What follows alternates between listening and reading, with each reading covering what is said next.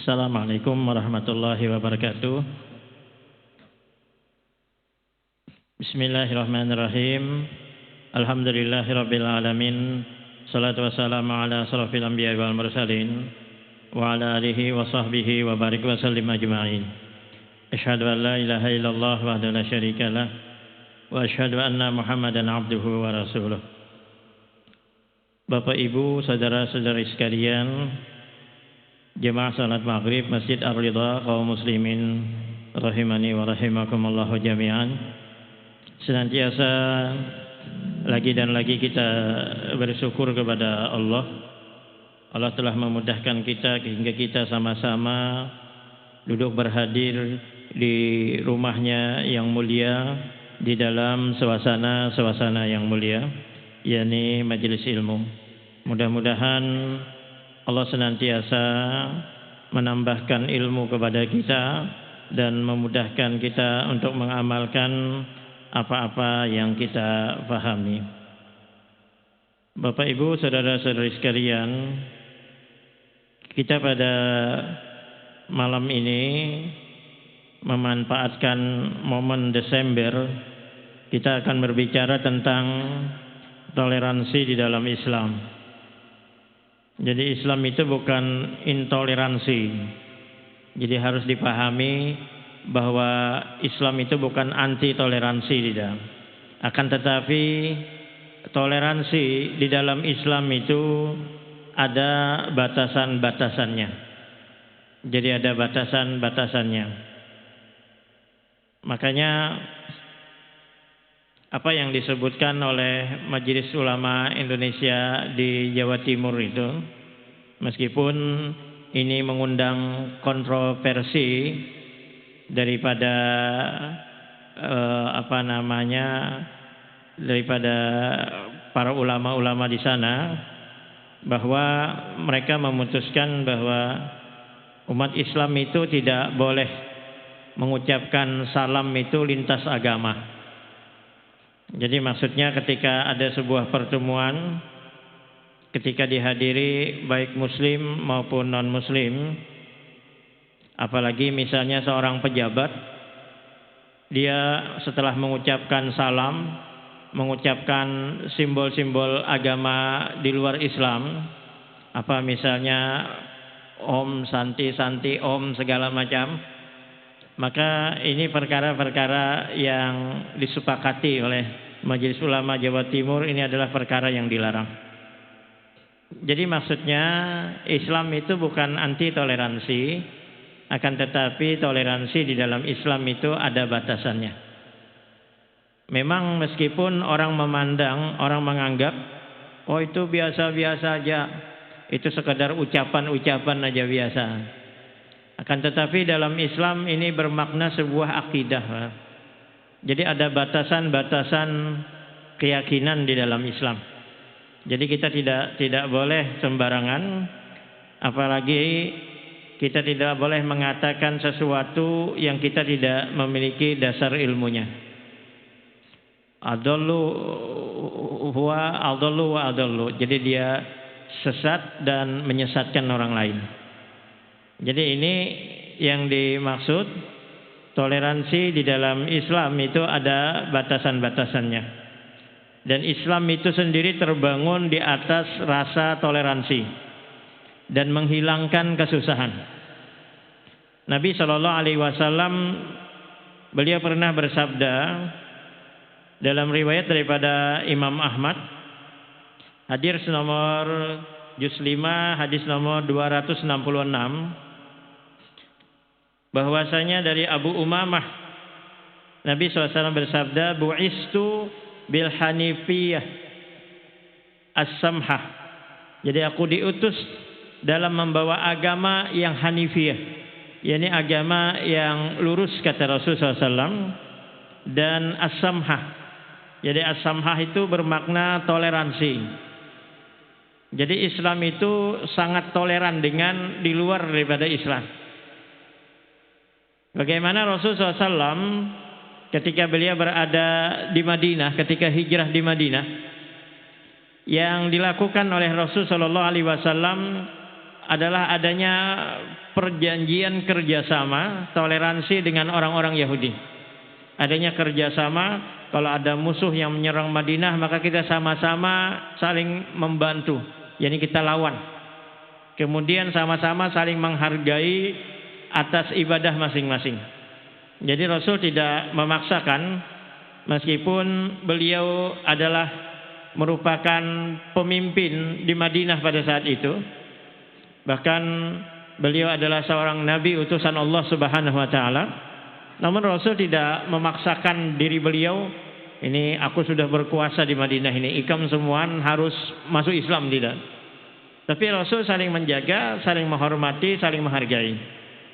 Maka ini yang disebut oleh Nabi SAW, bu'istu bil hanifiyah. Aku diutus dengan membawa agama yang hanif, agama yang lurus, dan as-samhah, dan agama yang toleran. Jika sikap toleran ini menghilangkan kesempitan, kesusahan, merupakan ciri daripada agama yang agung ini. Jadi ini yang disebut Rasul SAW. Jadi tasammuh atau samahah adalah menggambarkan sikap saling menghormati, sikap saling bekerja sama, namun dalam batasan syariat. Jadi ada aturannya. Jadi bukan ranjah berait jorong banjar itu ada. Tapi ada batasan-batasan yang telah diatur. Sehingga toleransi itu berasal daripada kata toleran, yang dalam bahasa Arab itu disebut tasammuh. Dalam kamus besar bahasa Indonesia, toleran itu berarti bersikap atau bersifat atau bersikap menghargai, membiarkan atau pendirian atau pendapat, pandangan, kepercayaan, kebiasaan, kelakuan dan lain sebagainya yang berbeda atau bertentangan dengan pendirian sendiri.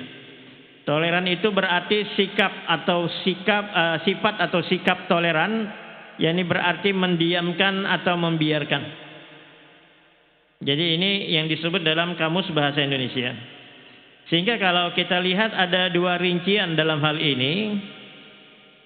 Yang pertama itu, jika toleran yang dimaksud adalah membiarkan dengan membolehkan kepercayaan yang berbeda dengan Islam, sehingga menganggap semua agama itu berarti sama, maka sikap seperti ini tidak dibenarkan dalam Islam. Jadi membolehkan kepercayaan yang berbeda dengan Islam sehingga menganggap semua agama sama aja.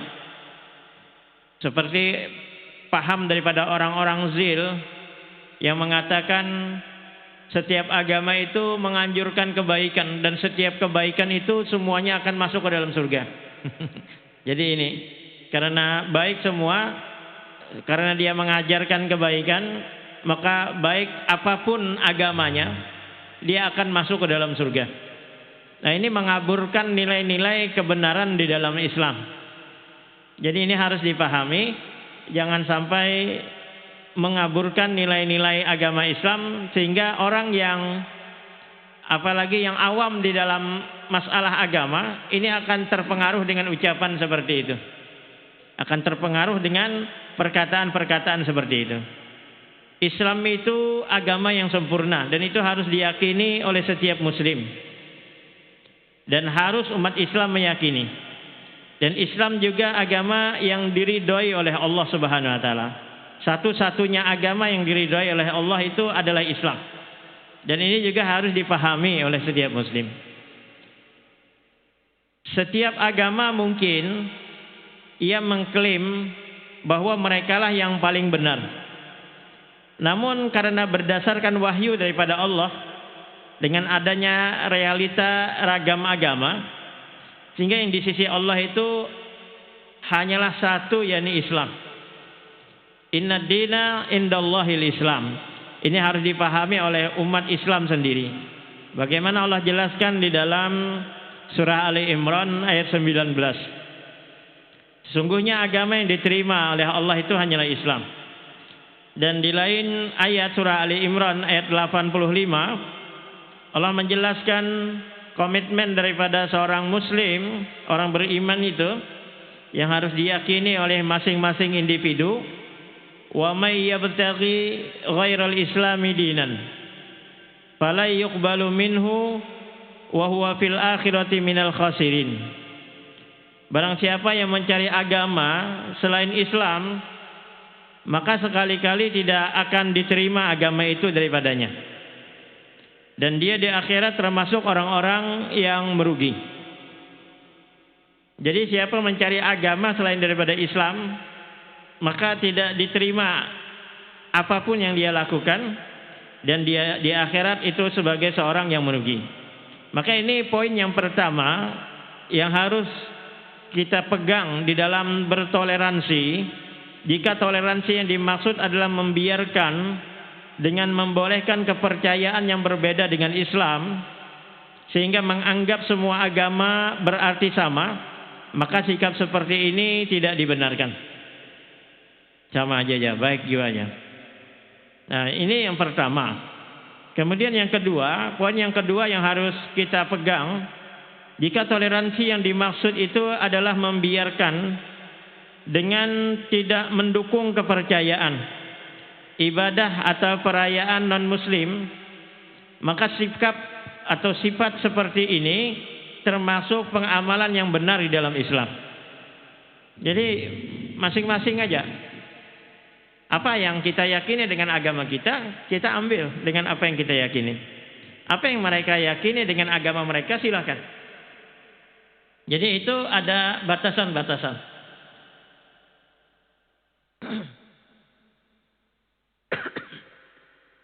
Sehingga toleransi yang benar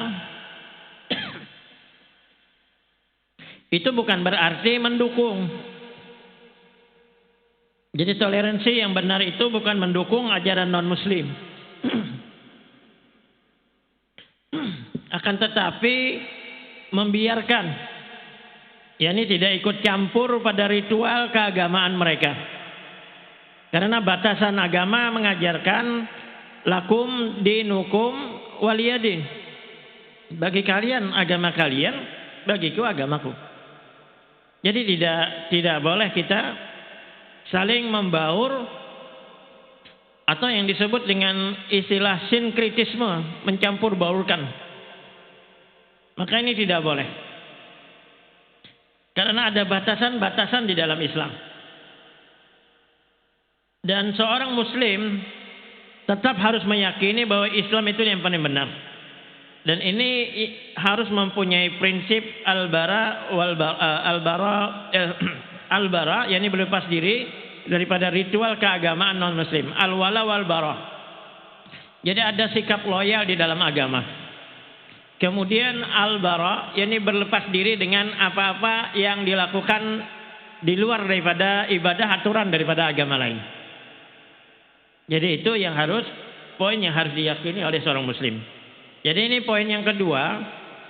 Jika toleransi yang dimaksud adalah membiarkan dengan tidak mendukung kepercayaan, ibadah atau perayaan non-muslim, maka sikap ini termasuk pengamalan yang benar di dalam Islam. Jadi ini masing-masing. Dan bahkan Rasulullah Shallallahu Alaihi Wasallam itu beliau sangat berhati-hati terhadap umatnya, jangan sampai terperosok, jangan sampai terpedaya, jangan sampai ikut-ikutan. Yang disebutkan dalam hadis itu, Nabi SAW mengatakan bahwa kata Nabi SAW, sungguh kalian itu akan mengikuti daripada aturan di luar daripada agama kalian. Sibran bi sibrin, zira'an wa zira'in. Sejengkal demi sejengkal, sehasta demi sehasta, kata Nabi SAW. Hatta sampai orang yang kau ikuti masuk ke lubang biawak. Lau dakhalal dobbin, jadi dob ini bisa saja kadal besar, bisa juga mirip biawak, namun yang jelas itu kadal besar. Sampai orang yang kau ikuti itu sampai masuk ke dalam lubang biawak, maka lataba'tumuhum, kata Rasul, kalian akan mengikutinya.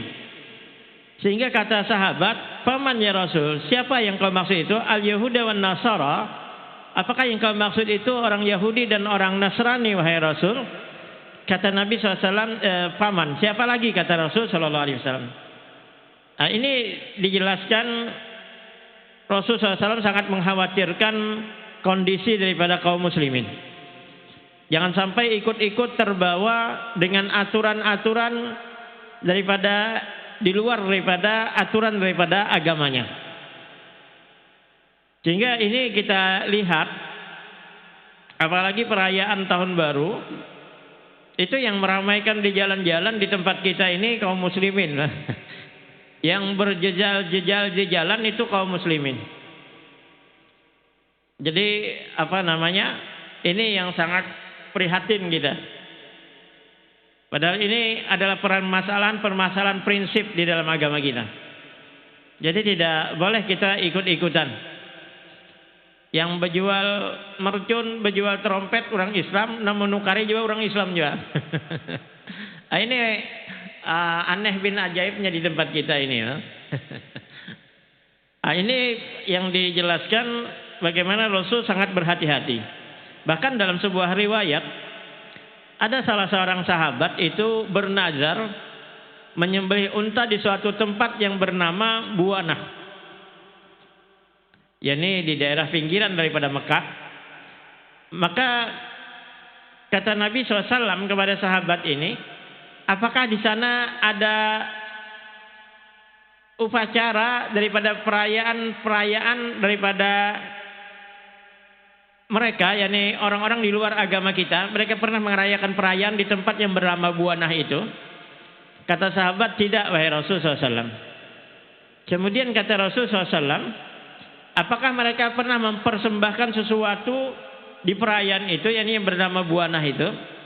Maka sahabat ini mengatakan tidak wahai Rasul SAW. Kemudian kata Nabi SAW, unfik binazrik, maka laksanakan najarmu.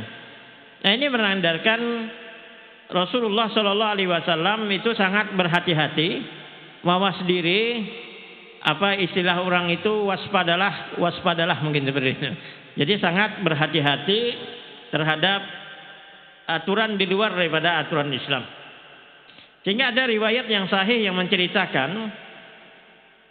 bahwa Rasulullah SAW itu pernah marah ketika Umar bin Khattab itu memperlihatkan kepada beliau lembaran-lembaran daripada kitab Taurat. Jadi lembaran-lembaran kitab Taurat. Maka Rasul sallallahu alaihi wasallam merah muka beliau. Kemudian beliau sallallahu alaihi wasallam mengatakan, "Afi syakkin anta ya Ibn al-Khattab?" Apakah dalam hatimu ada keraguan-raguan wahai Ibn al-Khattab? Alam ati biha bayda'u naqiyatun. Kata Rasul sallallahu alaihi wasallam, apakah dalam kitab Taurat itu, yakni kitab Nabi Musa, itu terdapat ajaran yang putih bersih? Maksudnya ajaran mereka itu dicampur adukan. Baik orang Yahudi dan juga bahkan orang Nasrani pun mencampur adukan daripada aturan yang ada di dalam ajaran agama mereka. Bahkan orang Yahudi mengatakan Uzair itu anak Tuhan karena hafal kitab Taurat. Jadi mereka mencampur adukan. Kata Rasul SAW, alam ati biha bayda'u naqiyatun. Apakah dalam kitab Taurat itu terdapat ajaran yang masih putih bersih? Kemudian kata Rasul, "Lau kana akhi Musa hayyan ma wasa'ahu illa tibai."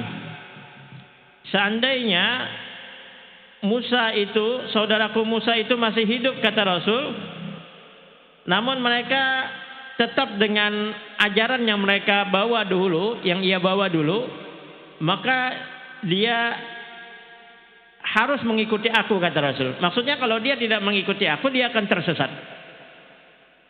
Nah, ini dijelaskan bagaimana Rasulullah SAW sangat berhati-hati, sangat mawas diri, sangat waspada terhadap aturan-aturan yang ada di luar daripada aturan Islam. Namun perlu kita ingat bahwa berbuat baik kepada non-muslim itu seperti kepada orang tua, kepada kerabatnya, selama tidak ada kaitannya dengan ritual keagamaan, maka itu dibolehkan. Jadi selama tidak ada kaitannya dengan ritual keagamaan, maka itu dibolehkan. Misalnya seorang anak muslim, bapaknya non muslim, maka seorang anak itu dituntut berbakti kepada kedua orang tuanya. Meskipun berbeda agama, berbeda keyakinan. Sepanjang ini bukan permasalahan yang prinsip di dalam agama. Misalnya orang tua membujuk anaknya keluar daripada Islam, maka ini tidak boleh kita taati. Akan tetapi dalam hal-hal berbakti kepada orang tua, tidak boleh berbicara nyaring kepada orang tua. Kecuali misalnya kuitannya kadang-kadang tetapi mendengar, maka menyaring sedikit supaya sidin mendengar, bukan maksud mengejek beliau, ini tidak mengapa maksudnya. Nah, ini dijelaskan dalam hal-hal yang tidak prinsip di dalam agama, maka kita harus berbakti. Seperti apa yang disebutkan Rasulullah SAW itu pernah Asma binti Abi Bakar itu pernah bertanya kepada Nabi Shallallahu Alaihi Wasallam, ibuku itu pernah mendatangiku di masa Nabi Shallallahu Alaihi Wasallam dalam keadaan di masa Rasulullah SAW, dan ia dalam keadaan membenci Islam. Aku pun bertanya kepada Rasulullah SAW untuk tetap jalin hubungan baik dengannya. Maka beliau mengatakan iya, maka harus berbuat baik meskipun ia membenci dalam Islam. Nah, ini dijelaskan dalam sebuah ayat dalam surah Mumtahanah ayat 8, la yanhaakumullahu 'anil ladzina lam yuqatilukum fid din. Allah tidak melarang kamu untuk berbuat baik dan berlaku adil terhadap orang-orang yang tidak memerangimu. Jadi ini ada toleransi di dalam Islam, namun ada batasan-batasan di dalam toleransi. Jadi ini harus dipahami. Jadi prinsip toleransi yang diajarkan dalam Islam adalah membiarkan umat lain untuk beribadah dan berhari raya tanpa mengusik mereka. Jadi tidak boleh kita mengganggu ibadah orang lain, dan orang lain pun tidak mengganggu aturan ibadah kita. Jadi masing-masing menjaga. Seperti juga Al-Walid bin Mughirah, Al-As bin Wa'il, Al-Aswad ibn Abdul Muttalib, dan Umayyah bin Khalaf. Ini adalah tokoh-tokoh daripada musyrikin Quraisy. Mereka pernah menawarkan atau datang kepada Nabi Shallallahu Alaihi Wasallam dengan mengatakan, ya Muhammad, halumma fal na'bud ma ta'budu. Wahai Muhammad, bagaimana kalau kami beribadah kepada Tuhanmu dan kalian, yakni kaum muslimin, juga beribadah kepada Tuhan kami. Jadi Al-Walid bin Mughirah ini adalah ahli di dalam berdiplomasi. Jadi memang orangnya pintar, orangnya cerdas. Dan Al-Walid bin Mughirah ini adalah bapaknya daripada Saifullahul Maslul, pedang Allah yang terhunus, yakni Khalid bin Walid. Jadi Khalid bin Walid. Hingga Al-Walid bin Mughirah ini menawarkan, halumma fal na'bud ma ta'bud wa ta'bud ma na'bud. Wahai Muhammad, bagaimana kalau kami beribadah kepada Tuhanmu dan kalian kaum muslimin juga beribadah kepada Tuhan kami. Wa nastariku nahnu wa anta fi amrina kullih.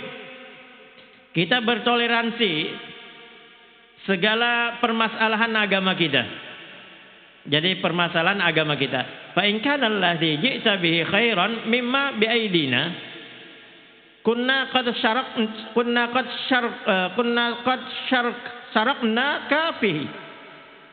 Dan apabila ada sebahagian daripada ajaran agamamu yang lebih baik menurut kami dari tuntunan agama kami, maka kami akan mengamalkannya. Wa akhadna bi khadzina minhu. Kami akan mengamalkannya. Wa in kana alladzi bi aidina khairan mimma bi yadika kuntu qad syaraktana fi amrina wa akhadtu bi hadzika minhum. Dan kata Al-Walid bin Mughirah juga, begitu juga sebaliknya, apabila ada dari ajaran kami yang lebih baik dari tuntunan agamamu, maka engkau juga harus mengamalkannya atau mengambilnya dan mengamalkannya. Jadi ini dijelaskan dalam tafsir Al-Qurtubi juz 14 halaman 425. Jadi ini yang ditawarkan oleh Al-Walid bin Mughirah kepada Rasulullah sallallahu alaihi wasallam. Itulah prinsip toleransi yang dilontarkan oleh orang-orang kafir musyrikin di masa silam, sehingga Allah pun menurunkan ayat qul ya ayyuhal kafirun. Katakanlah wahai orang-orang kafir. Jadi kafirun jadi ayat 1 sampai 6 itu. Kafir itu bermakna ingkar, Pak. Jadi kadang orang mengatakan terlalu keras itu kalimat kafir. Kafir itu sebenarnya ingkar. Faqad kafara, maka sungguh dia telah ingkar. Jadi bukan sebuah penghinaan, maksudnya menjelek-jelekan enggak ada, tapi makna kafir itu adalah ingkar. Jadi ini harus dipahami. Dan ini dijelaskan dalam riwayat yang lain bahwa para ahli tafsir menyebutkan sebab turun ayat ini, orang-orang musyrikin itu senantiasa meraju Nabi sallallahu alaihi wasallam agar menghentikan dakwahnya. Dakwah mengajak kepada tauhid dan meninggalkan perkara-perkara kesyirikan. Akhirnya mereka menempuh berbagai macam cara. Mereka menawarkan kepada Nabi sallallahu alaihi wasallam, yakni menawarkan harta. Jadi mereka menawarkan harta kepada Rasul. Ia mengatakan, wahai Muhammad, kalau engkau ingin harta, maka akan kami kumpulkan harta penduduk Mekah ini, sehingga engkau akan menjadi kaya raya. Cuma satu saja, jangan engkau mendakwahkan Tuhan yang satu itu, karena Tuhan kami itu banyak. Bahkan dalam riwayat 360 berhala yang disembah oleh orang-orang musyrikin Quraisy pada saat itu di depan Ka'bah. Bahkan ada berhala-berhala yang lain yang mereka sembah, yang mereka buat daripada roti. Kalau dia bosan, Tuhannya bisa dimakannya. Jadi itu orang-orang Quraisy. Jadi dia menawarkan harta kepada Rasulullah SAW dengan catatan beliau meninggalkan dakwah kalimat tauhid. Namun ini ditolak oleh Rasul. Kemudian dia menawarkan jabatan kepada Rasulullah SAW, tahta. Jadi harta gagal, ditolak. Orang-orang musyrikin Quraisy dengan dikomandoi daripada Al-Walid bin Mughirah itu menawarkan kepada Rasul itu dengan tahta kedudukan. Kalau kau menolak ini wahai Muhammad, maka kami menawarkan bagaimana engkau kami angkat jadi pemimpin kami. Engkau akan menjadi raja Arab. Jadi seluruh orang Arab itu akan tunduk dengan perkataanmu. Cuma satu saja yang kami inginkan, kata Al-Walid, tinggalkan dakwah Tuhan yang satu itu. Karena Tuhan yang kami yakini itu banyak. Namun ini pun juga ternyata ditolak oleh Rasul sallallahu alaihi wasallam. Hingga Al-Walid bin Mughirah pun menawarkan daripada wanita. Kalau engkau wahai Muhammad menginginkan wanita yang cantik di Mekah ini, karena memang naluriah daripada seorang laki-laki itu menginginkan wanita yang cantik, dan itu ditawarkan oleh Al-Walid bin Mughirah itu kepada Rasul, kalau engkau menginginkan wanita yang cantik, kau pilih saja di Mekah ini siapa yang kau mau, maka engkau akan kami kawinkan. Cuma satu aja, jangan kau ajarkan Tuhan yang satu itu. Ini pun ditolak oleh Rasul. Kemudian dalam riwayat dijelaskan, akhirnya mereka memberikan penawaran yang lain kepada Nabi SAW. Mereka mengajak Nabi SAW menyembah Tuhan mereka selama sehari, menyembah Tuhan mereka. Mereka menyembah Tuhan kaum muslimin sehari, dan kaum muslimin menyembah Tuhan mereka itu satu hari. Jadi bergantian. Jadi kada usah lagi kita perang-perangan. Banyak korban sudah. Pihak kami banyak korban, di pihak kaum muslimin juga, pihak Anda juga banyak korban. Maka dia menawarkan Al-Walid ini, bagaimana satu hari kami menyembah Tuhanmu dan satu hari kamu menyembah Tuhan kami. Ini ditolak oleh Rasul. Bagaimana satu bulan? Ditolak juga. Bagaimana kalau satu tahun? Ditolak juga. Satu tahun kami menyembah Tuhanmu, satu kali kamu menyembah Tuhan kami. Jadi sehari aja. Ditolak juga. Akhirnya Al-Walid ini tidak kehilangan akal, yang memang dia ahli di dalam berdiplomasi. Al-Walid mengatakan, begini saja wahai Muhammad, seumur hidup kami menyembah Tuhanmu, satu kali kamu menyembah Tuhan kami. Jadi kalau dipikir-pikir kada perlu perang lagi mungkin. Jadi cukup aja sudah, toleransi sudah. Jadi maksudnya toleransi yang kebablasan maksudnya. Artinya ini sudah tawaran yang menggiurkan. Jadi kada perlu pertumpahan darah, cukup sekali aja menyembah berhala, seumur hidupnya menyembah Tuhan yang satu. Namun ini pun ditolak oleh Rasul Shallallahu Alaihi Wasallam.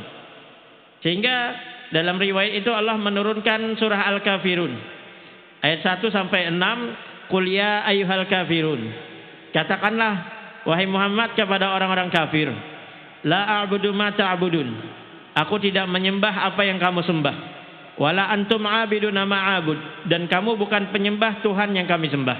Wala antum a'biduna ma'abud, diulangi lagi, dan aku tidak pernah menyembah. Jadi sekali-kali tidak akan menyembah apa yang kamu sembah. Wala antum a'biduna ma'abud, dan kamu juga bukan penyembah apa yang kami sembah. Lakum dinukum waliyadin. Jadi ditutup ayat ini dengan lakum dinukum waliyadin. Bagimu agamamu dan bagiku agamaku. Jadi ini ditutup. Dan di antara apa yang dijelaskan, Rasulullah Shallallahu Alaihi Wasallam sering membaca surah Al-Kafirun ini, yakni ketika sholat sunat subuh. Beliau membaca setelah Fatihah, kemudian rakaat pertama surah Al-Kafirun, rakaat yang kedua beliau Shallallahu Alaihi Wasallam membaca suratul Ikhlas, Qul huwallahu ahad. Jadi kata para ulama, ayat apapun yang kita baca dalam sholat sunat subuh, sepanjang apapun ayat yang kita baca itu akan berpahala. Namun yang utama apa yang dilakukan oleh Rasul Shallallahu Alaihi Wasallam. Jadi apa yang mirip dengan sunnah itu yang utama. Jadi ini yang sering dibaca oleh Rasul. Kemudian juga dalam riwayat itu Rasul membaca dalam sholat sunat ba'diyah subuh, qobliyah subuh, sholat sunat ba'diyah maghrib maksudnya. Mohon maaf, error juga sedikit. Ba'diyah maghrib itu beliau sallallahu alaihi wasallam juga membaca di rakaat pertama surah Al-Kafirun setelah membaca Al-Fatihah. Kemudian di rakaat kedua beliau membaca surah Al-Ikhlas setelah Al-Fatihah. Jadi ini yang dibaca oleh Rasul SAW pada sholat sunat setelah maghrib. Sehingga sekali lagi ayat apapun yang kita baca setelah sholat sunat maghrib, maka yang utama adalah apa yang dibaca oleh Rasul Shallallahu Alaihi Wasallam. Ini diantara hal yang dibaca oleh Nabi Shallallahu Alaihi Wasallam. Di samping ketika sholat witir beliau membaca Sabbihisma rabbikal a'la, kemudian rakaat kedua membaca Qul ya ayyuhal kafirun, rakaat ketiga beliau membaca suratul Ikhlas. Jadi ini Rasulullah Shallallahu Alaihi Wasallam beliau sering membaca surah Al-Kafirun ini. Dan surah Al-Kafirun ini penegasan batasan daripada toleransi yang ada di dalam Islam. Jadi bukan toleransi yang kebablasan, akan tetapi ada toleransi yang diatur, ada batasan di dalam Islam. Jadi ini disebutkan di dalam sebuah riwayat Nabi Shallallahu Alaihi Wasallam beliau pernah mengatakan, dan ini yang dipegang oleh orang-orang jil itu, yang mengatakan semua agama itu benar. Maka untuk apa kalau semua agama itu benar Nabi SAW itu diutus?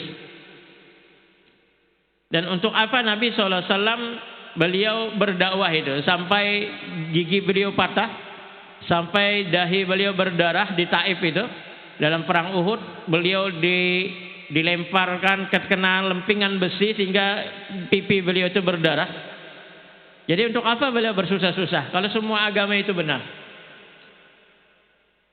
Nah ini dijelaskan Nabi Shallallahu Alaihi Wasallam beliau pernah mengatakan dalam riwayat daripada Imam Muslim, walladzi nafsun Muhammadin biyadih, kata Rasul, demi zat yang jiwa Muhammad itu berada di tangannya, la yasma'u bi ahadum min hadhil ummah yahudiyan wala nasraniyan, Tiada seorang pun daripada umat ini yang mendengar seruanku, kata Rasul, baik Yahudi maupun Nasrani, summa yamutu, kemudian ia meninggal dunia atau mati, summa yamutu walam yu'min billadzi ursiltu bih, dan dia tidak beriman kepada seruan yang aku sampaikan, illa kana min ashabin nar, kecuali kata Rasul SAW, dia akan menjadi penghuni daripada neraka jahanam.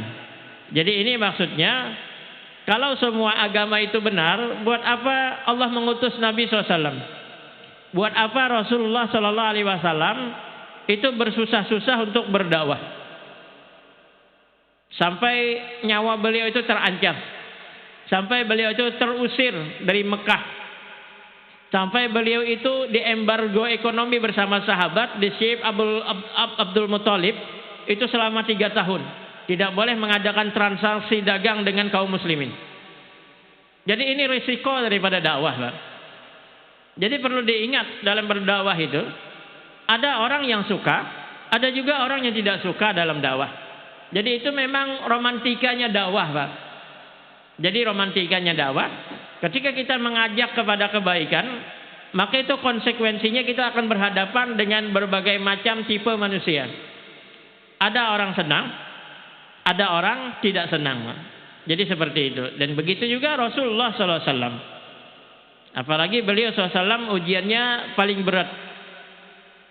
Karena kata Nabi SAW, asyaddu bala'an al-anbiya.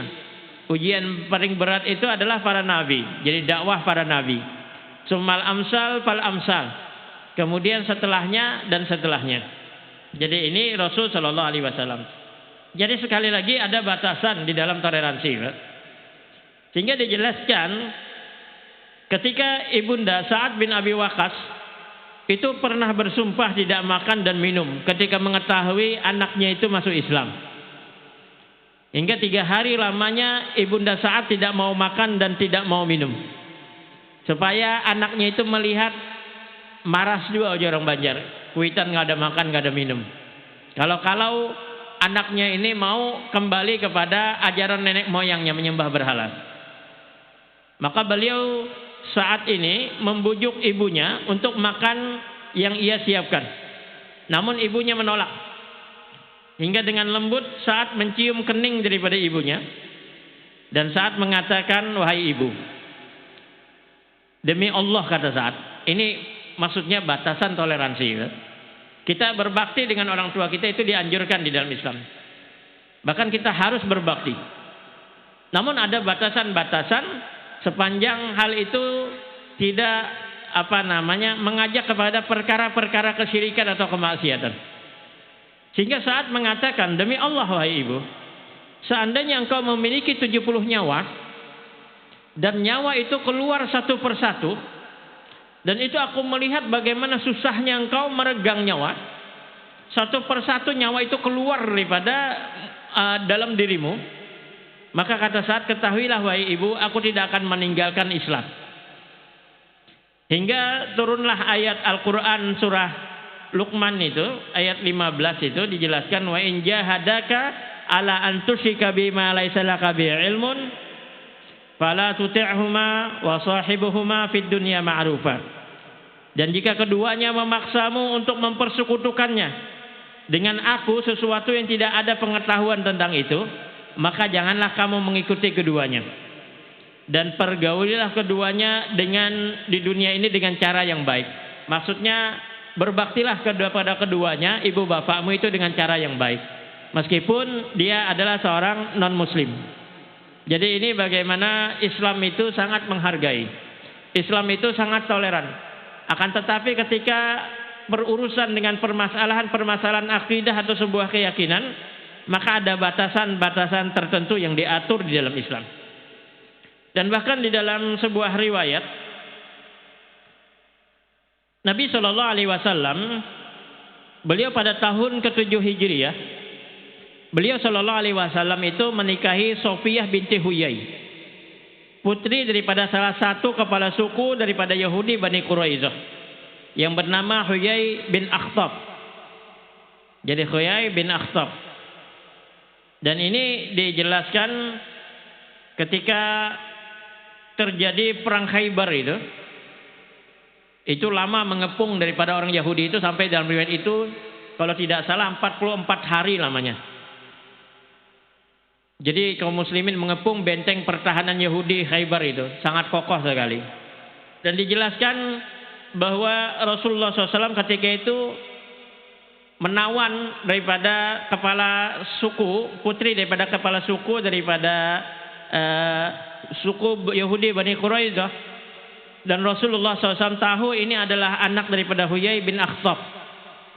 Dan beliau SAW ingin memuliakan mereka dengan mengawini daripada putrinya, yakni Sofiyah binti Huyai.